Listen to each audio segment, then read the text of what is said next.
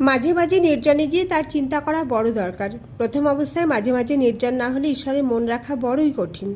যখন চারা গাছ থাকে তখন চারদিকে বেড়া দিতে হয়। বেড়া না দিলে ছাগল গরুতে খেয়ে ফেলে। ধ্যান করবে মনে কোণে ও বনে, আর সর্বদা সৎ সৎ বিচার করবে। ঈশ্বরই সৎ কিনা নিত্য বস্তু, আর সব অসৎ কিনা অনিত্য।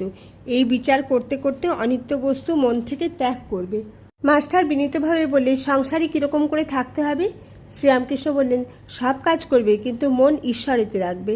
স্ত্রী পুত্র বাপ মা সকলকে নিয়ে থাকবে ও সেবা করবে যেন কত আপনার লোক, কিন্তু মনে জানবে যে তারা তোমার কেউ নয়। বড় মানুষের বাড়ির দাসী সব কাজ করছে, কিন্তু দেশে নিজের বাড়ির দিকে মন পড়ে আছে। আবার সে মনিবের ছেলেদের আপনার ছেলের মতো মানুষ করে, বলে আমার রাম আমার হরি, কিন্তু মনে বেশ জানে এরা আমার কেউ নয়। কচ্ছপ জলে চড়ে বেড়ায়, কিন্তু তার মন কোথায় পড়ে আছে জানো? আড়ায় পড়ে আছে, যেখানে তার ডিমগুলি আছে। সংসারের সব কর্ম করবে কিন্তু ঈশ্বরে মন ফেলে রাখবে। ঈশ্বরে ভক্তি লাভ না করে যদি সংসার করতে যাও তাহলে আরও জড়িয়ে পড়বে। বিপদ শোক তাপ এসবে অধৈর্য হয়ে যাবে, আর যত বিষয় চিন্তা করবে ততই আসক্তি বাড়বে। তেল হাতে মেখে তবে কাঁঠাল ভাঙতে হয়, তা না হলে হাতে আঠা জড়িয়ে যায়।